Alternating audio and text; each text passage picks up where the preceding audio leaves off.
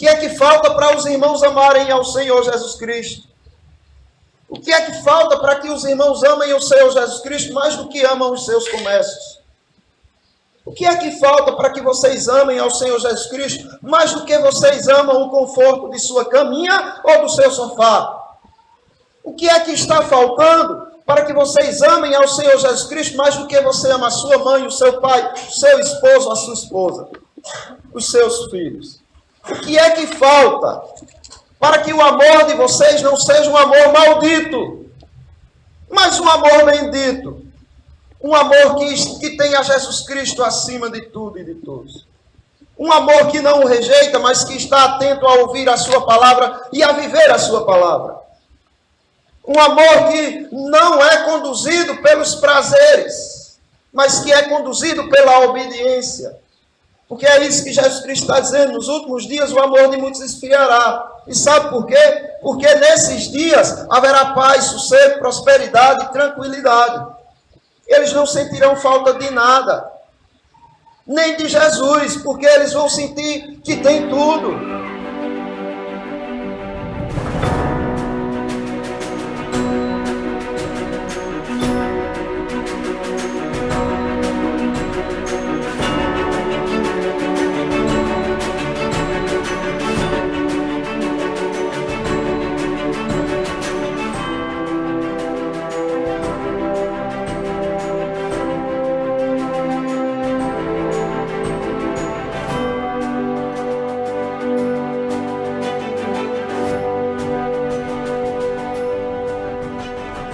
Vamos abrir a palavra de Deus no Evangelho segundo Lucas,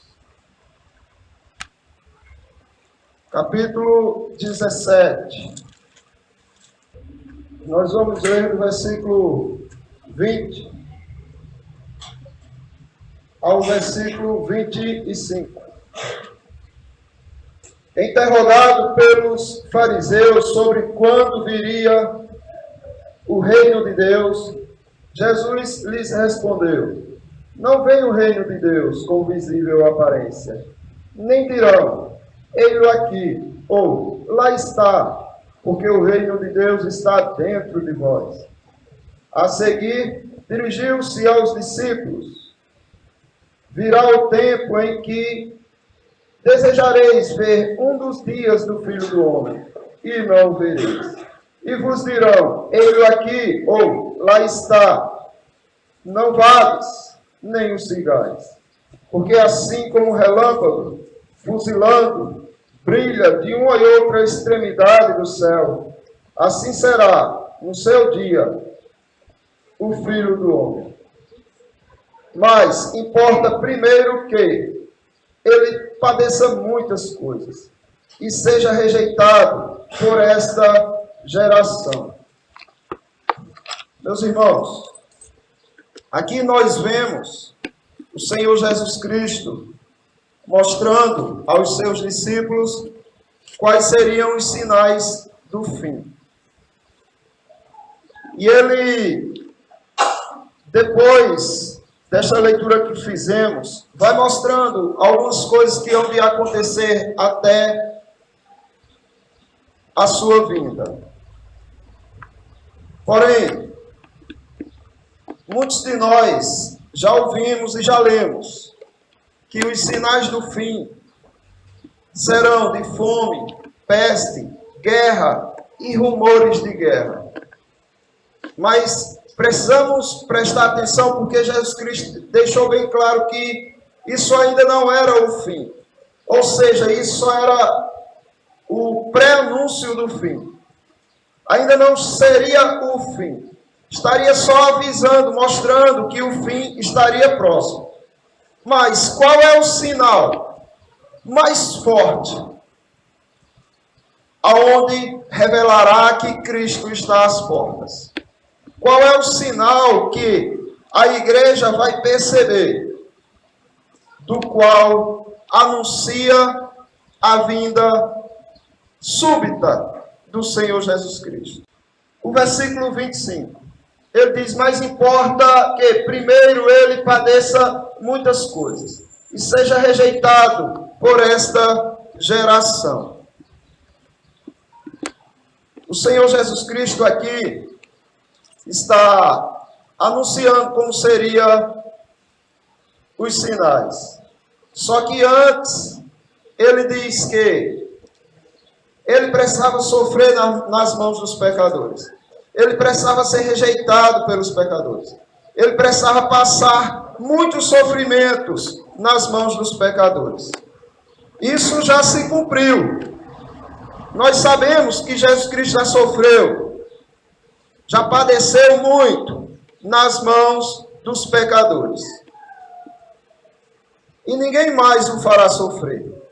O Senhor Jesus Cristo agora está em todo o seu resplendor e glória e majestade. Ninguém ousará tocar nele, pois já se cumpriu essa profecia. Mas a parte que ele diz assim, e que seja rejeitado por esta geração, nós precisamos entender o seguinte, que não se limita àquela geração da qual Jesus Cristo estava presenciando naquele momento, da qual estava envolvida com Jesus Cristo naquele momento. A rejeição que era necessária que se cumprisse, além de ser aquela, era também a rejeição da geração que é cega, que é ignorante de Deus e que não aceita de forma alguma a pessoa do Senhor Jesus Cristo. Com esta geração, Jesus Cristo não está simplesmente falando de uma geração de raça, de cor, de etnia ou de um povo de pessoas específicas. Quando Jesus Cristo está falando que é necessário que ele seja rejeitado por esta geração, ele também estende isso a todas as gerações que se resumem em uma só. Seriam as gerações das pessoas cegas espiritualmente.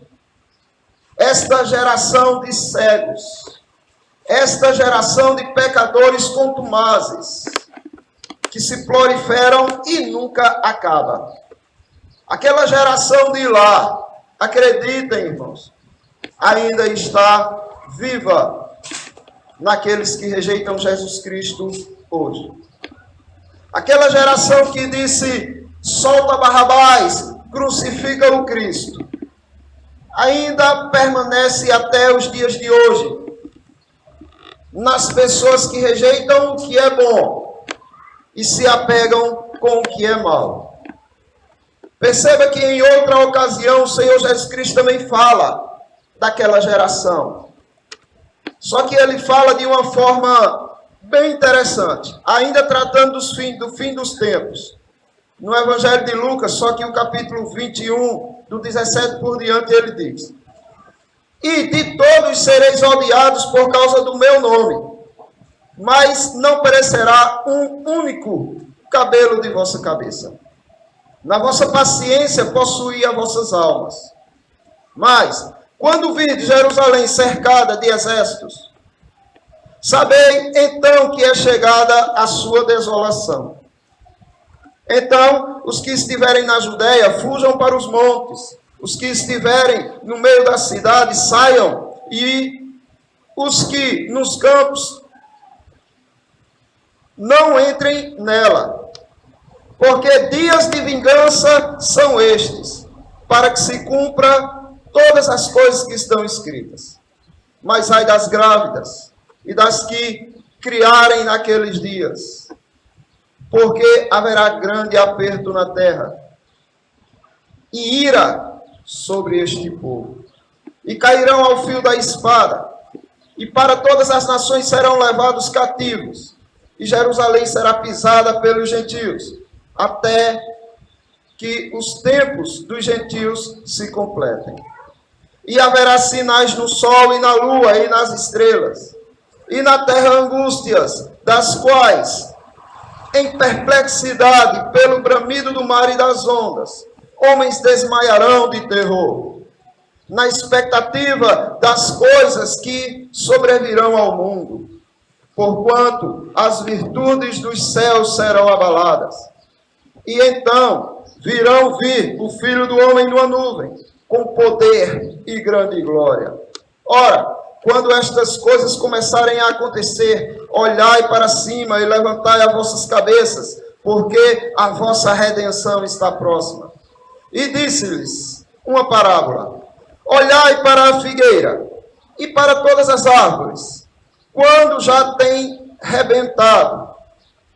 Vós sabeis por vós mesmos, vendo-as, que está perto já o verão. Assim também vós, quando virdes acontecer estas coisas, sabei que o reino de Deus está perto. Em verdade vos digo que não passará esta geração até que tudo aconteça. Passará os céus e a terra, mas as minhas palavras não hão de passar. Então observe o que Jesus Cristo está dizendo. Todas estas coisas vocês verão. Aqui ele está falando de um futuro próximo, que seria a invasão do imperador Tito contra Jerusalém, onde ele ia desolar Jerusalém e destruir o templo, que não ficaria pedra sobre pedra. Mas também está falando de um futuro distante, aonde ele fala dos sinais de sua vinda. E ele diz que esta geração não passaria até ver se cumprir estas coisas. Mas que geração, meus irmãos? Se todos aqueles já foram mortos e não existem mais. Que geração? O Senhor Jesus Cristo disse que isso é tão certo que ele garante: as suas palavras passarão os céus e a terra, mas as suas palavras não hão de passar. Pois bem, a geração que Jesus Cristo está falando é a geração de pessoas cegas espiritualmente. É a geração que gosta de rejeitar a palavra de Deus. É a geração que gosta dos prazeres mundanos, dos prazeres da carne, e rejeitam tudo que diz respeito ao Espírito. Porque ele continua e diz assim: e olhai por vós, não aconteça que os vossos corações se carreguem de glutonarias e embriagueis, e dos cuidados da vida, e venha sobre vós de improviso aquele dia, porque virá como um laço sobre todos os que habitam sobre a face da terra. Vigiai, pois, em todo tempo, orando, para que sejais ávidos por dignos de evitar todas estas coisas que hão de acontecer, e de estar em pé diante do Filho do Homem. Observe que Jesus Cristo fala aqui não só para os seus discípulos, mas para todos aqueles outros que presenciariam estes dias. Aqui o Senhor Jesus Cristo está mostrando o que vai acontecer. E algumas coisas já aconteceram, só que outras irão acontecer. Mas que geração é essa, meus irmãos? Passará. Em verdade vos digo que não passará esta geração até que tudo aconteça. Como eu disse aos irmãos, o Senhor Jesus Cristo está falando da geração de pecadores contumazes, a geração de cegos, que nunca se acaba. Essa geração permanece até hoje. Desde os dias que eles negaram ao Senhor Jesus Cristo, eles continuam negando ao Senhor Jesus Cristo ainda hoje. Eles são inimigos da fé em Cristo. Eles são inimigos da igreja. E eles vão durar, esta geração vai durar até a segunda vinda do Senhor Jesus Cristo. Como ele mesmo diz: e cairão ao fio da espada, e para todas as nações serão levados cativos, e Jerusalém será pisada pelos gentios, até que os tempos dos gentios se completem, até que os pecados dos gentios se completem, até que aconteça com os gentios como aconteceu com Sodoma e Gomorra, em que seus pecados foram se completando, foram se acumulando de uma forma tão intensa que chegou aos céus. E o Senhor Deus diz: chegou o nível máximo de pecados de Sodoma e Gomorra, e a destruiu. Então esta geração de pecadores, que não se acaba, mas que está completando os seus pecados, esta geração receberá a punição severa da ira do Senhor Jesus Cristo. E seja reprovado por esta geração. Sabe o que Jesus Cristo está querendo dizer? Que é necessário que ele seja reprovado por esta geração de pessoas cegas. Mateus capítulo 24, do 11 ao 13, ele diz: E surgirão muitos falsos profetas, e enganarão a muitos, e por se multiplicar a iniquidade, o amor de muitos esfriará. Mas aquele que perseverar até o fim, este será salvo. Então preste bem atenção. Primeiro, Jesus Cristo diz em Lucas que é necessário que ele seja reprovado por esta geração. Ou seja, é necessário que ele não seja amado por essa geração. Que esta geração não sinta nenhum tipo de atração por ele. Nenhum tipo de amor por ele. Nenhum tipo de sentimento bom para com ele. E depois Jesus Cristo, falando ainda dos dias do fim, ele diz: E por se multiplicar a iniquidade, o amor de muitos esfriará. Agora eu pergunto aos irmãos. O Senhor Jesus Cristo diz: Mas aquele que perseverar até o fim, este será salvo. Perseverar até o fim em quê, meus irmãos? Aquele que perseverar até o fim em quê? Naquilo que ele está dizendo acima, no amor a Cristo, no amor ao Senhor Jesus Cristo. Esse que perseverar até o fim no amor por Cristo, esse será salvo. Observe João capítulo 14, versículo 15, o Senhor Jesus Cristo diz: Se me amais, guardareis os meus mandamentos. Então observe qual é a relação do crente com Cristo. É uma relação de amor. E essa relação de amor, ela só pode ser verdadeira se ela estiver nos mandamentos do Senhor. Se me amais, guardareis os meus mandamentos. E por se multiplicar a iniquidade, o amor de muitos esfriará. É necessário que ele seja rejeitado por esta geração, que ele não seja amado por esta geração. Então aí está a questão. Aqui nós vemos aqueles que amam ao Senhor e aqueles que não amam. Mas parece que existe uma terceira opção aqui, que são aqueles que chegaram a amar, mas que estão perdendo o amor. Aos poucos estão esfriando. Certamente é aqueles onde João recebe ordem do Senhor Jesus Cristo para escrever no Apocalipse a sua igreja, onde ele diz que a igreja retorne ao seu primeiro amor, que a igreja precisa ouvir a voz do seu Senhor, que o Senhor está batendo no coração da igreja, na porta da igreja, e pedindo que a igreja ouça a sua voz, atenda a sua palavra, para que o seu amor não esfrie. Se me amais, guardareis os meus mandamentos. Mas, por se multiplicar a iniquidade, o amor de muitos esfriará. Meus irmãos, o Senhor Jesus Cristo está falando dos crentes. Está falando que o amor dos crentes, de muitos crentes, vai esfriar. Isso é muito sério.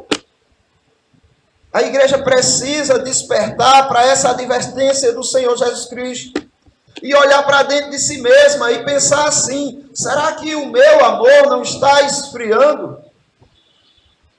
Será que eu não estou me encaixando aqui nessa profecia de maldição de que o amor de muitos esfriará? Será que eu não sou um destes? Está tendo amor a cada dia ficando mais frio, mais frio, mais frio. Prestem bem atenção, meus irmãos, porque estes são os sinais que indicam a vinda do Senhor Jesus Cristo. Isso é o sinal mais forte. Haverá fome, guerra, rumores de guerra, sim, mas isso ainda não é o fim, isso só está mostrando que o fim vai chegar. Só que o sinal mais forte da vinda de Cristo vai ser a paz, a tranquilidade, a prosperidade, a harmonia entre os povos, o sossego, e todos vão viver tranquilos como que nenhum mal pudesse mais alcançá-los. É isso que Jesus Cristo diz no texto que nós estamos lendo, de Lucas 17.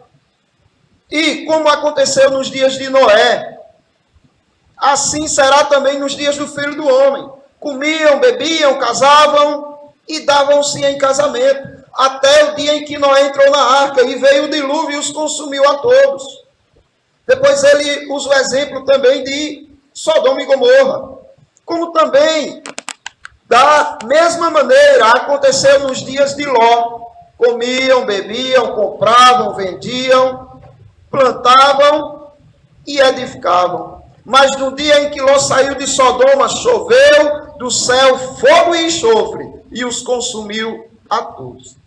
Assim será no dia em que o Filho do Homem se há de manifestar. Então observe que aqui não há desavença, guerra, tribulação nenhuma. O que está havendo aqui é paz, prosperidade. Ou seja, o que está acontecendo aqui é o seguinte: o Senhor Jesus Cristo diz que no dia em que Ele estiver para vir, as pessoas vão estar amando. Mas o amor não esfriar, sim, mas eles estarão amando não a Cristo. Eles, segundo o Senhor Jesus Cristo está dizendo aqui, eles estarão amando a comida, a bebida, a esposa, o esposo, as festas e as uniões. Eles estarão amando, além de amando bebidas e comidas, estarão amando os seus comércios, os seus lucros, os seus investimentos e os seus bens e suas construções. É isso que o mundo estará amando. É isso que as pessoas estarão amando. Então observe que haverá paz. Eles estarão ganhando muito dinheiro. Eles estarão em harmonia com sua família. Viram o que Paulo disse? Ainda que eu desse todos os meus bens aos pobres, se eu não tivesse amor, eu não seria nada. Ainda que eu tivesse fé a ponto de entregar meu corpo para ser queimado, se eu não tivesse amor, eu não seria nada. Então observe que as pessoas pensam que amar é você simplesmente respeitar o próximo, dar ajuda ao próximo, dar esmola, socorrer, dar assistência, a esposa honrar o marido amar a esposa. Infelizmente as pessoas pensam que amar é isso, mas não é isso que é amor.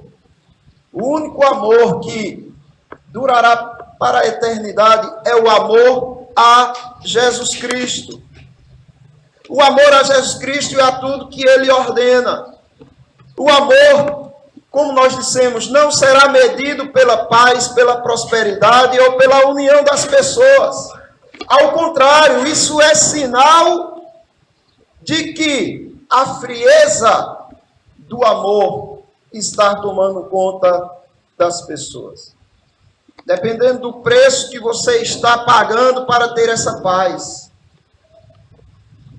para que você ame desta maneira, isso pode ser a prova que o seu amor está esfriando e não sendo acrescido. Observe o que Isaías diz, capítulo 62, do 1 ao 3. Por amor de Sião não me calarei, e por amor de Jerusalém não me aquietarei, até que saia a sua justiça como um resplendor, e a sua salvação como uma tocha acesa. E os gentios verão a tua justiça, e todos os reis a tua glória, e chamar-te-ão por um nome novo, que a boca do Senhor designará, e serás como coroa de glória na mão do Senhor, e um diadema real na mão do teu Deus. Sabe o que Isaías está dizendo aqui? Que a igreja não pode sossegar, as pessoas não podem sossegar, os profetas não podem ter descanso. Pelo contrário, eles devem buscar o bem da igreja, o bem dos escolhidos, mas por qual propósito? Por qual motivo? Para a glória do Senhor. Para que a igreja seja como um diadema na mão do Deus Todo-Poderoso. Se as coisas que você anda fazendo não estão sendo para a glória do Senhor. Não estão sendo por amor ao Senhor. O amor de vocês está esfriando. Porque, meus irmãos, nós não nos calamos? Porque nós não ficamos acomodados no conforto de nossos lares? Porque nós lutamos até o último pingo de suor cair das frontes? Porque nós lutamos até a última gota de sangue cair na terra? Porque sofremos afrontas da injustiça contra nós, contentes em Deus? Porque amamos as pessoas e a igreja e os escolhidos de Deus? É por isso que nós suportamos todas estas coisas. Porque nós amamos as pessoas, porque nós amamos a igreja, porque amamos os escolhidos de Deus. Errado, meus irmãos. Nós sofremos e lutamos e morremos e vivemos contentes em toda e qualquer situação, porque nós amamos ao Senhor Jesus e só. Agora nós amamos ao Senhor Jesus e ao que Ele ordena, e a ordem dele é: amem uns aos outros, porque Ele manda, nós amamos. Então, porque Ele ordena, nós fazemos, porque amamos a Ele. Quando você faz, não pensando no amor que você sente por Ele, por mais que você faça com dedicação, atenção e prazer, você está esfriando o seu amor. Uma pessoa que faz alguma coisa não por amor a Cristo, alguma pessoa que não ame a Cristo, essa pessoa é vista como maldita. É maldita. Quantas pessoas não fazem coisas por aí porque querem o bem para si mesmas? Quantas pessoas não fazem o bem por aí porque querem a prosperidade dos seus parentes, dos seus amigos? Quantas pessoas não fazem o bem por aí porque esperam um retorno em troca? Quantas pessoas não acumulam riquezas e não trabalham, e não se esforçam, e não levantam de madrugada, e fazem tudo que está ao seu alcance para terem um pouquinho mais, pensando em deixar para seus filhos? Mas pessoas que, sem perceberem, estão sendo malditas. São coisas boas e que precisam ser buscadas. Mas se não é buscadas por amor que se há a Cristo, tudo isso é maldição. É prova de amor frio para com o Senhor. E Paulo diz aos Coríntios, na sua primeira epístola, capítulo 16, versículo 22, se alguém não ama ao Senhor Jesus Cristo, seja anátema. Se alguém não ama ao Senhor Jesus Cristo, seja um maldito, um amaldiçoado. Esse amor aqui que não pode esfriar. Não é o seu amor pela sua esposa, pelo seu esposo, pelos seus filhos, pelo necessitado. Não é esse amor que não pode esfriar. É o seu amor por Jesus Cristo. Porque se seu amor por Jesus Cristo for firme, for forte, ferver, você amará o pobre, você amará o necessitado, você amará a sua família, a sua esposa, o seu esposo, você amará de uma forma verdadeira e que aproximará você de Cristo e não que distanciará. Porque se não for assim, todo esse amor que você devota a alguém que você acredita que merece é idolatria. Quando você ama alguma pessoa não porque ama a Cristo, você está idolatrando aquela pessoa. Pois bem, meus irmãos, como se sabe quando o amor não está esfriando? Como é que podemos saber se o nosso amor continua firme, continua fervendo? Bem, quando tudo que você faz é feito não para você.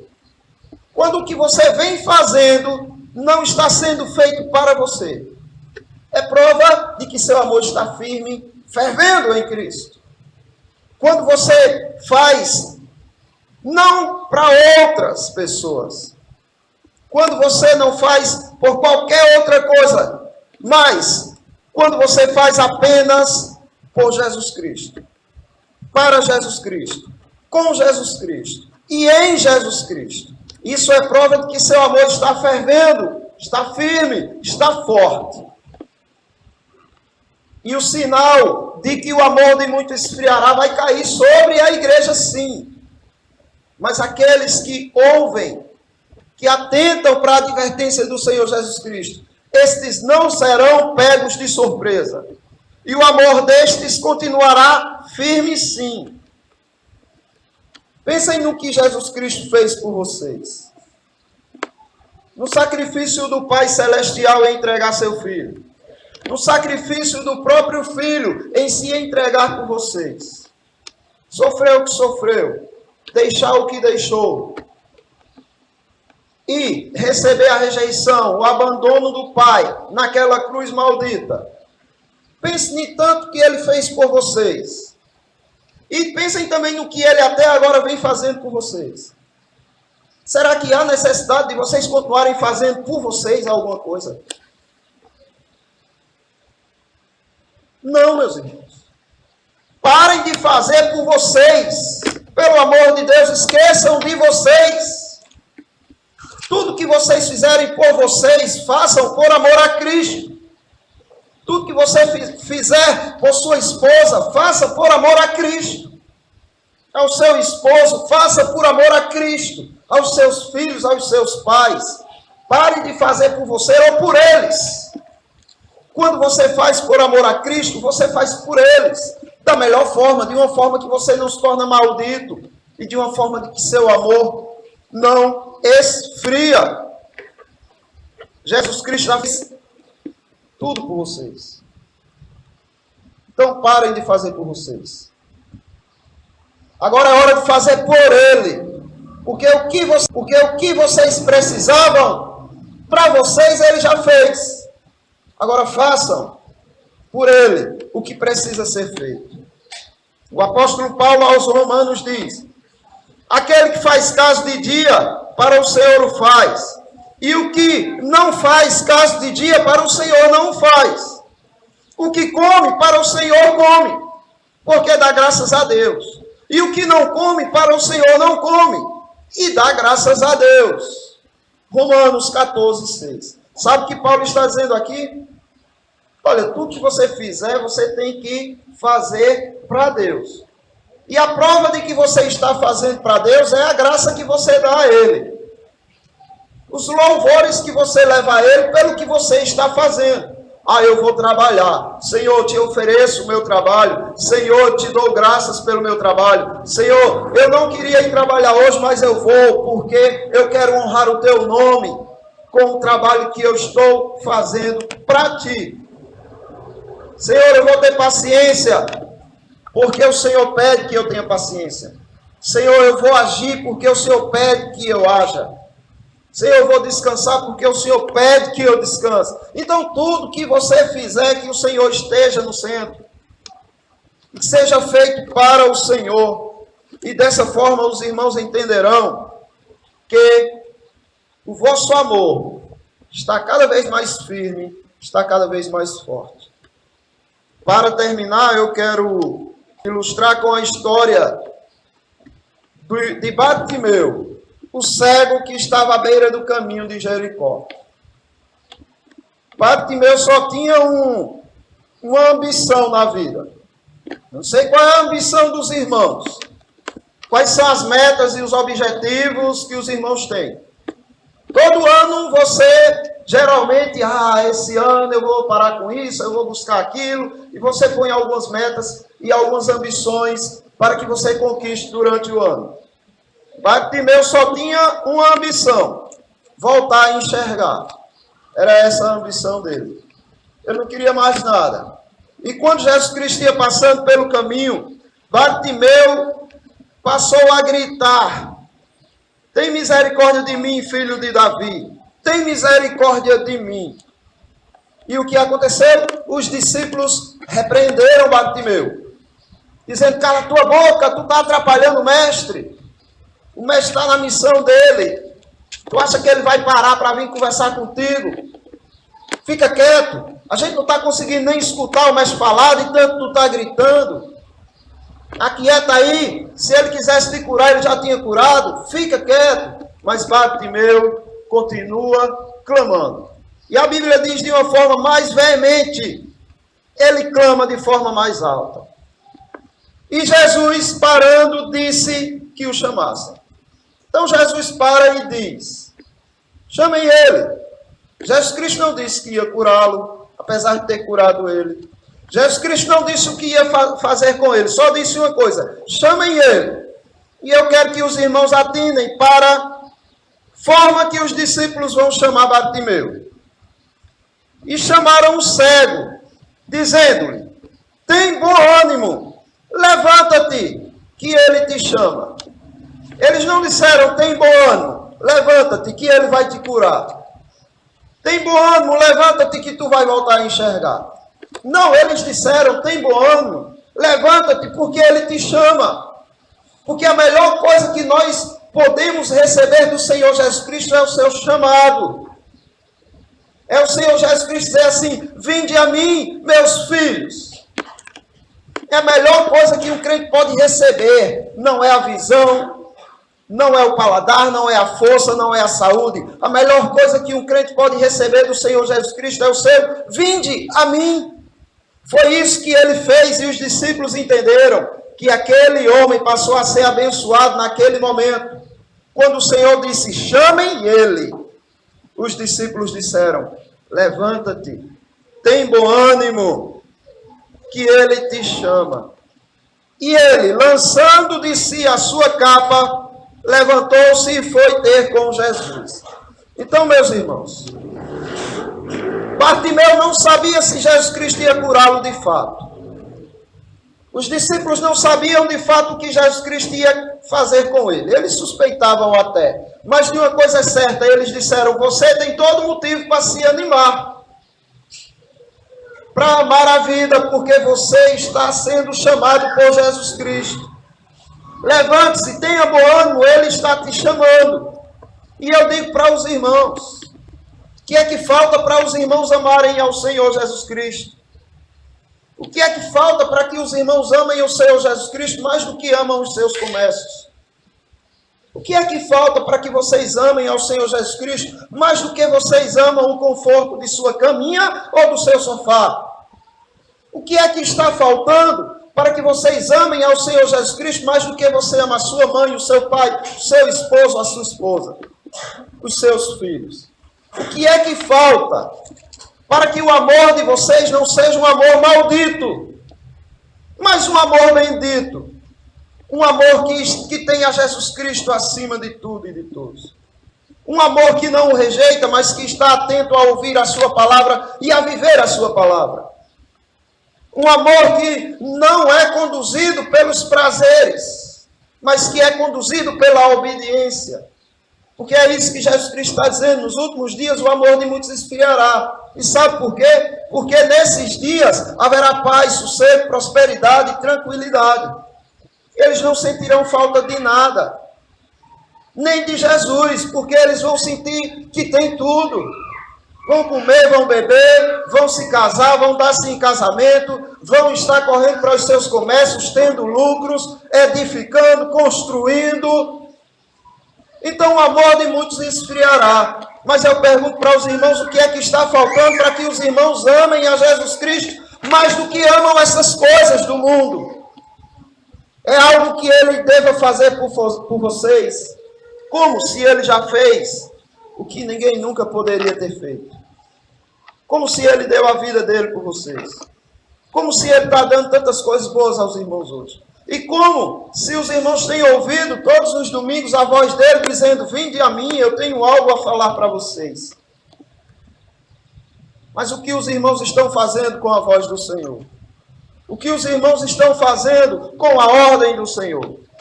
Em todos os sentidos. Então, meus irmãos, para terminar, eu quero dizer e deixar claro que para que o amor dos irmãos não esfrie, para que o amor dos irmãos a cada vez mais cresça diante do Senhor, enquanto muitos diminuem, Os irmãos precisam perseverar.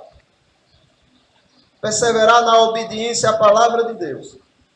Aquele que me ama, ouve os meus mandamentos.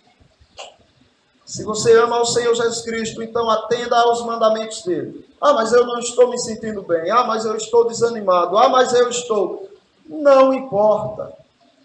Eis aí a prova de que o seu amor está esfriando ou não. Não é o seu desânimo que vai provar que o seu amor está esfriando. Não é não. Porque desânimo cai sobre todos. Porque todos são falhos. O que vai provar se seu amor está esfriando ou não é como você vai reagir ao que o seu coração manda você fazer. É como você vai reagir ao seu desânimo. Se você vai se submeter ao seu desânimo ou se você vai se submeter à ordem do seu amado Senhor.